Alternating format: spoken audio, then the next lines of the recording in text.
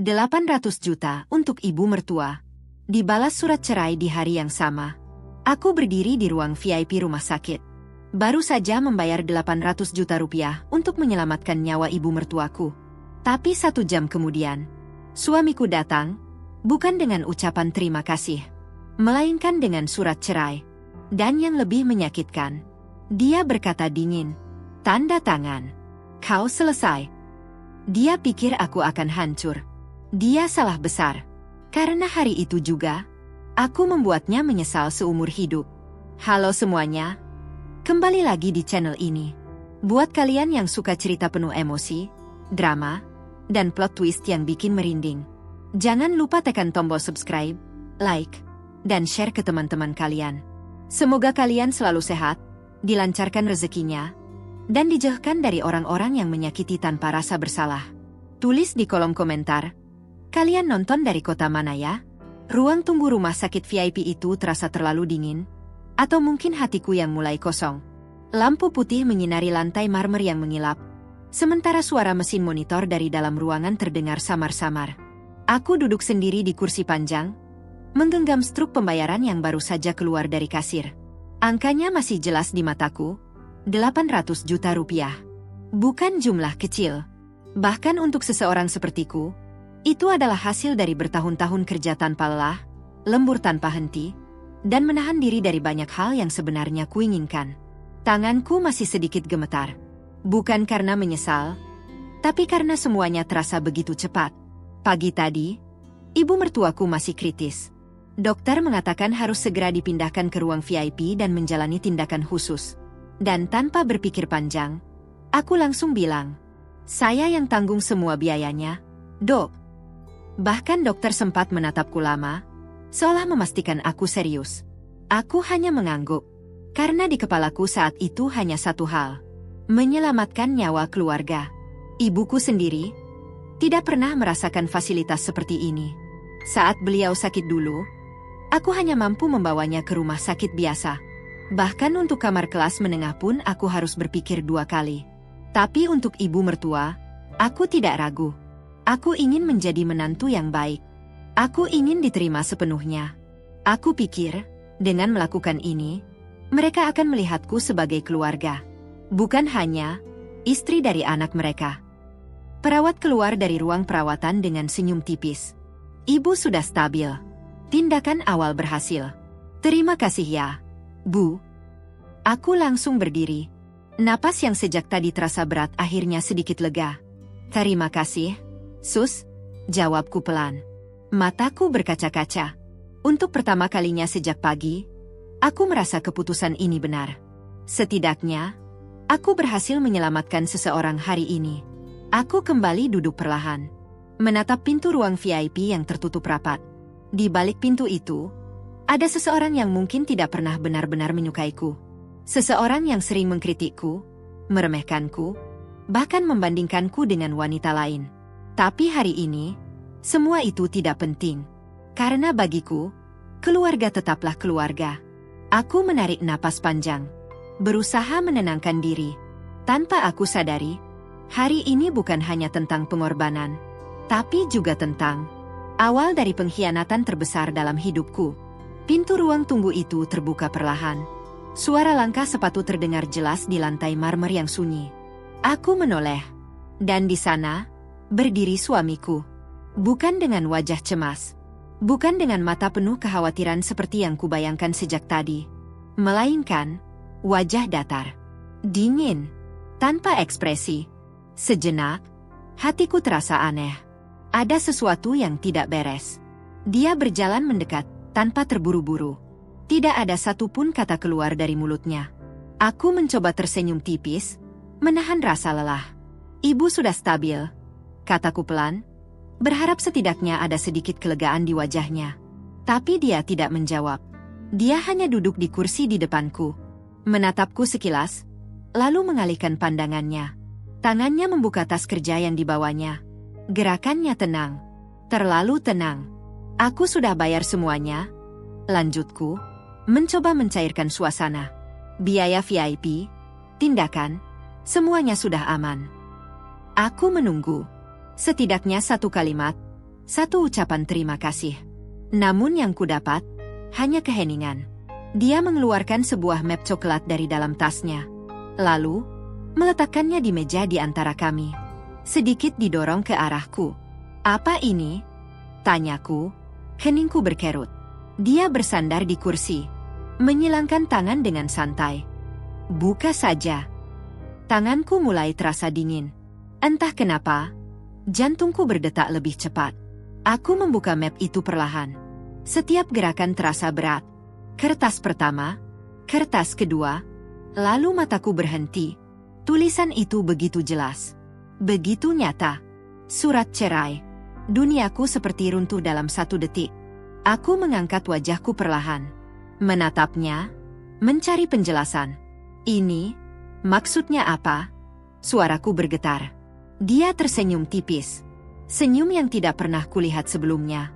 Bukan hangat, bukan lembut, tapi dingin dan meremehkan.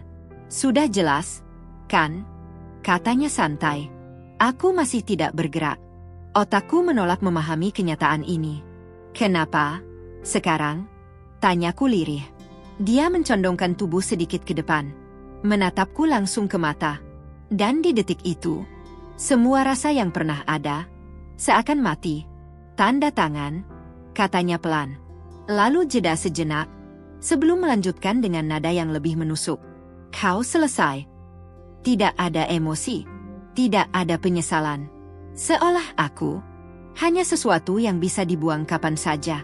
Di tanganku, masih ada bekas truk pembayaran 800 juta itu.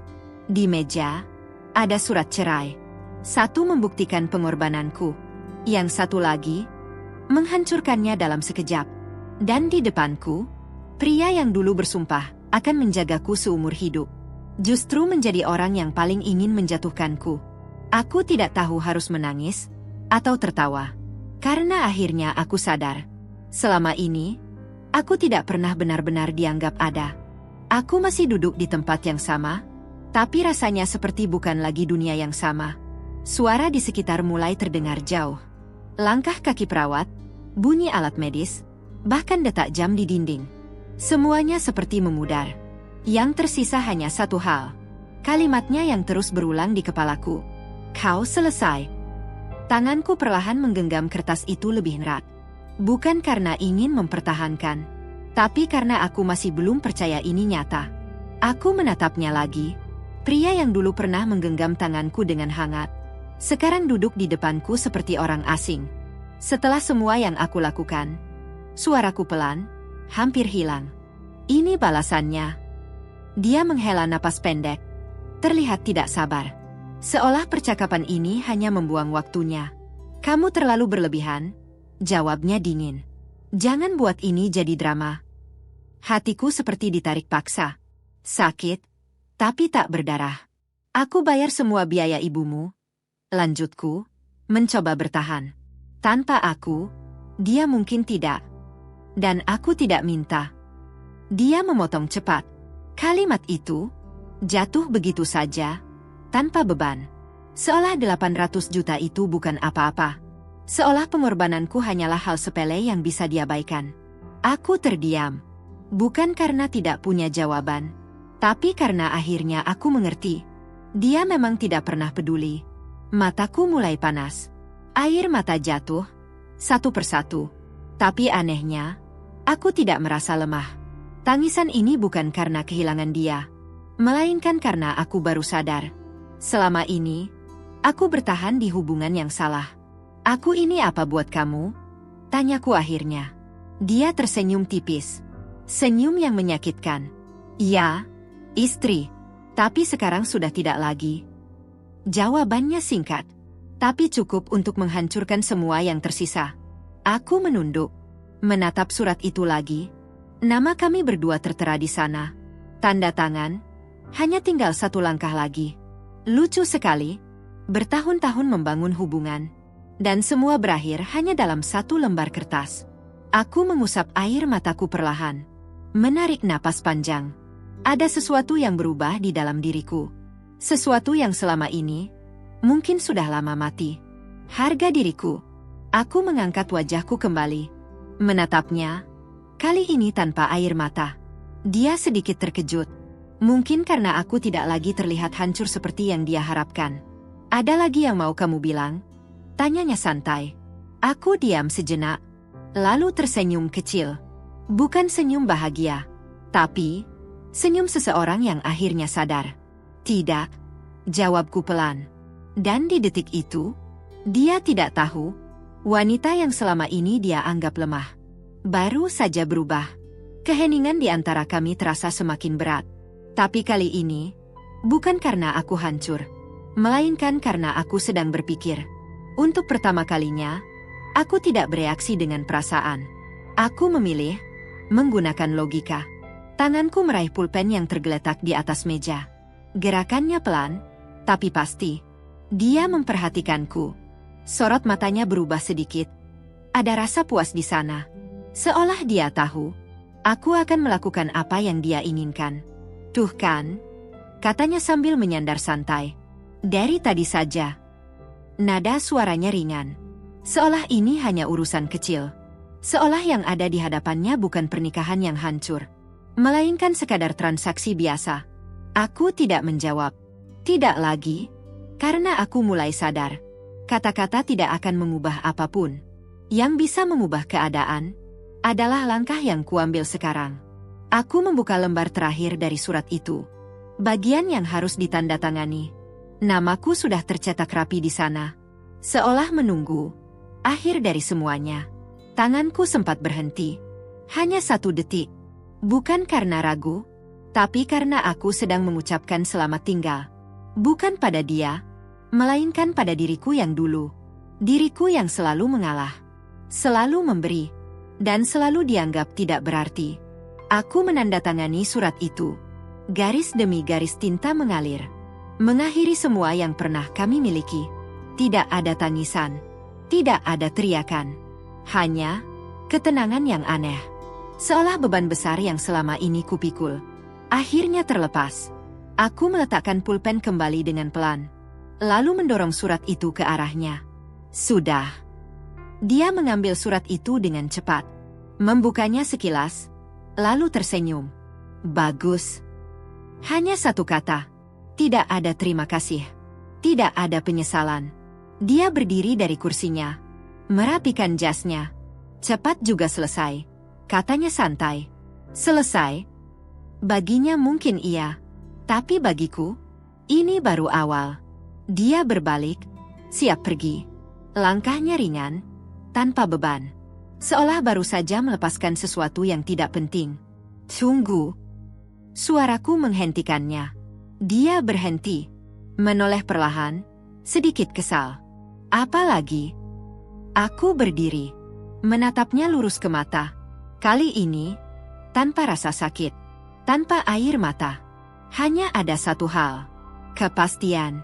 Aku belum selesai. Dia mengernyit. Tidak mengerti. Dan di detik itu, dia masih belum sadar. Tanda tangan yang tadi dia anggap kemenangan akan menjadi awal dari penyesalan terbesarnya. Dia masih berdiri di ambang langkahnya. Tubuhnya setengah berbalik.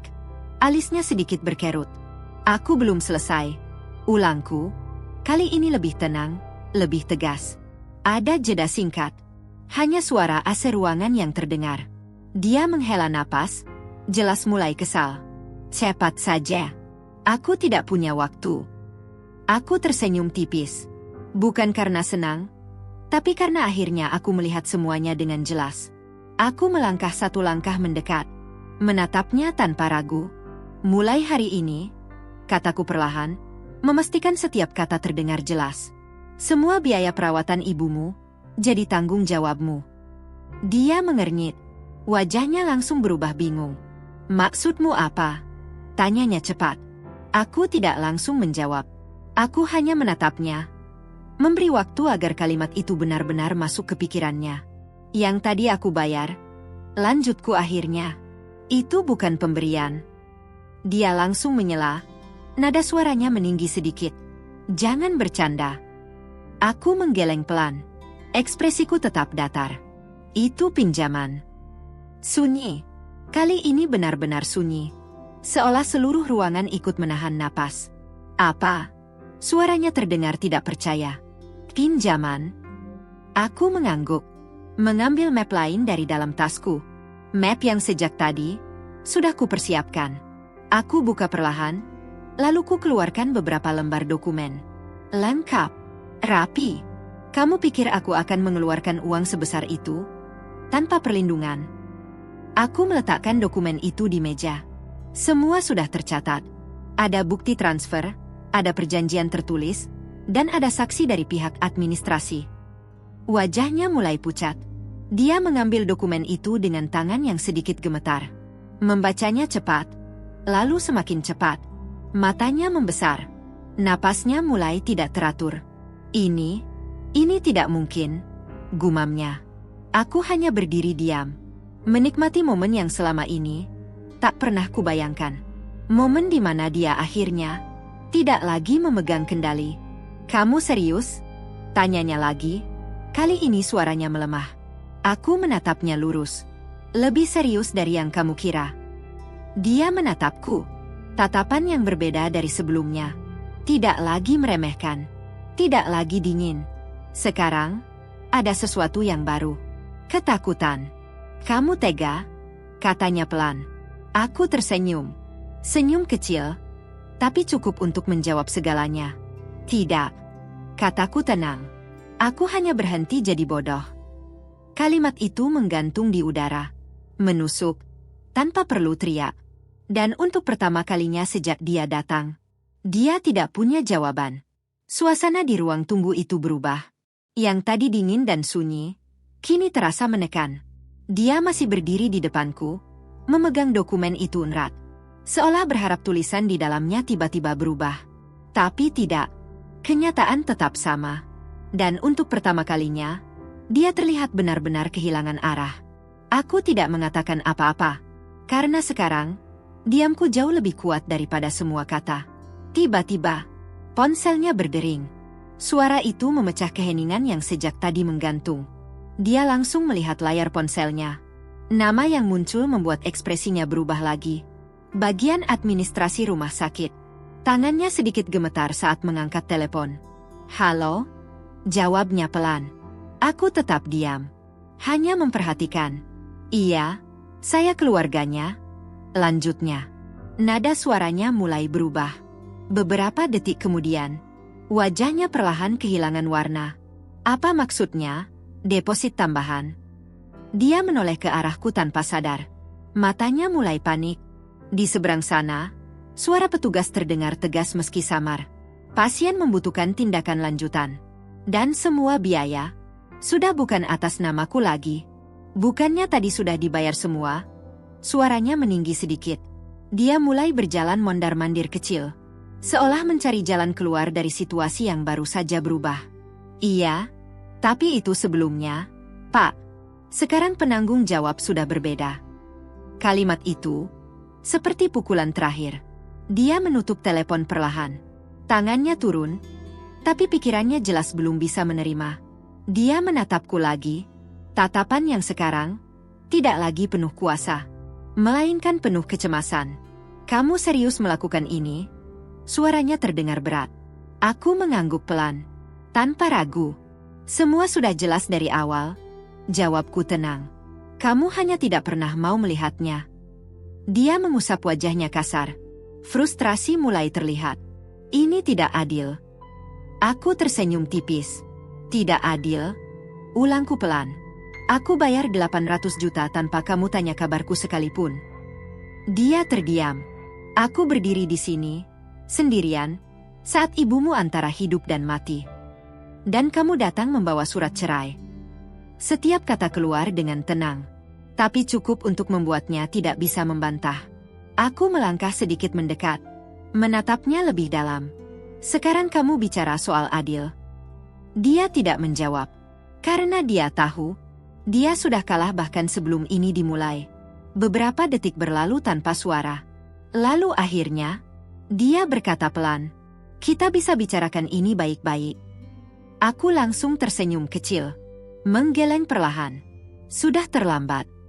Kalimat itu sederhana, tapi menutup semua kemungkinan. Dia menatapku, seolah baru sadar. Wanita yang selama ini selalu bertahan, kini benar-benar sudah pergi. Dan yang tersisa, hanyalah penyesalan. Langkah kakiku terdengar pelan di lorong rumah sakit. Setiap langkah, terasa ringan. Aneh. Padahal baru saja hidupku berubah drastis. Aku tidak lagi punya suami. Tidak lagi punya rumah yang sama. Tidak lagi punya status yang dulu kupertahankan mati-matian. Tapi justru, aku merasa lebih bebas dari sebelumnya. Untuk pertama kalinya, aku berjalan tanpa beban di dada. Aku berhenti sejenak di depan pintu keluar, menatap pantulan diriku di kaca. Wajah yang sama, tapi bukan lagi wanita yang sama. Dulu aku selalu takut kehilangan, takut ditinggalkan, takut tidak dianggap cukup. Tapi hari ini, aku belajar satu hal penting. Kehilangan orang yang salah bukanlah kerugian. Aku menarik napas panjang, lalu melangkah keluar. Hari-hari berikutnya berlalu tanpa drama. Tidak ada telepon darinya, tidak ada pesan, dan aku juga tidak mencarinya. Aku kembali ke hidupku, bekerja, menata ulang semuanya, perlahan, tapi pasti. Setiap pagi aku bangun dengan perasaan yang berbeda, lebih tenang, lebih utuh. Seolah aku akhirnya kembali menjadi diriku sendiri. Beberapa minggu kemudian, kabar itu sampai padaku. Dia menjual mobilnya. Aku tidak terkejut. Biaya rumah sakit VIP bukan angka kecil. Apalagi dengan kondisi ibunya yang masih membutuhkan perawatan lanjutan. Beberapa hari setelah itu, rumahnya juga mulai ditawarkan. Orang-orang mulai membicarakannya. Dan untuk pertama kalinya, aku mendengar namanya bukan dengan rasa sakit, melainkan rasa biasa saja. Aku duduk di sebuah kafe sore itu, menatap secangkir kopi yang masih hangat. Tidak ada rasa dendam, tidak ada keinginan untuk melihatnya hancur. Yang ada hanya satu hal, ketenangan. Karena aku tahu, aku sudah melakukan bagian terbaikku. Dan saat aku berhenti, dia baru sadar nilainya. Tapi seperti yang selalu terjadi, penyesalan datang terlambat. Aku tersenyum kecil, menatap keluar jendela. Hidup ini lucu. Kadang kita harus kehilangan sesuatu untuk menemukan diri sendiri. Dan hari itu, aku tidak kehilangan apapun. Aku hanya melepaskan. Melepaskan orang yang tidak menghargai. Melepaskan hubungan yang menyakitkan. Dan yang terpenting, melepas versi diriku yang terlalu banyak mengalah. Aku berdiri, mengambil tasku, melangkah pergi, tanpa menoleh ke belakang. Karena kali ini, aku tahu arahku kemana. Kadang, kebaikan yang tidak dihargai memang menyakitkan. Tapi itu bukan berarti kita harus terus bertahan. Karena saat kita memilih untuk berhenti, disitulah orang lain mulai belajar arti kehilangan. Dan saat itu terjadi, kita sudah terlalu jauh untuk kembali. Terima kasih sudah mengikuti cerita ini sampai akhir. Semoga kisah ini bisa jadi pelajaran, bahwa kita boleh baik, tapi jangan sampai kehilangan harga diri. Jangan lupa subscribe, like, dan share ya. Sampai jumpa di cerita berikutnya.